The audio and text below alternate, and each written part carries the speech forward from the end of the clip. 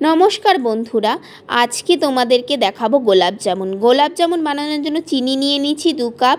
এখানে গোলাপ জামুনের প্যাকেট থেকে গুঁড়োটা নিয়ে নিয়েছি, সঙ্গে আমাদের লিকুইড দুধ লাগবে।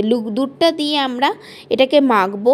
মাখার সময় আমরা ঘি এবং এলাচের গুঁড়ো ব্যবহার করেছি এবং দুধটাকে আস্তে আস্তে দিয়ে মিশিয়ে মাখবো।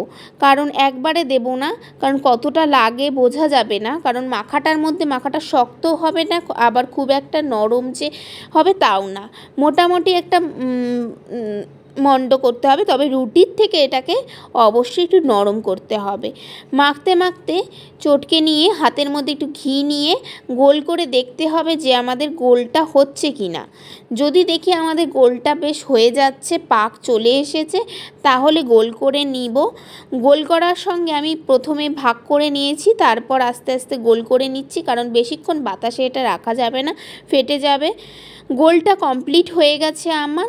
এবার গ্যাসে আমি চিনিটা বসিয়ে দেব, জল দেব, সঙ্গে পরিমাণ মতো চিনি দিয়ে দেব। এর মধ্যে কিছু গোলাপ জল দিচ্ছি। গোলাপ জলটা পুরোপুরি একটা ফ্লেভারের জন্য দিচ্ছি, এটা অনেকে ভালো না লাগলে স্কিপ করতে পারে। সঙ্গে আমি একটু কেশর দিয়ে দিচ্ছি। কেশরটা একটু রঙের জন্য, একটু ফ্লেভারের জন্য দিচ্ছি, এটাও চাইলে স্কিপ করতে পারে।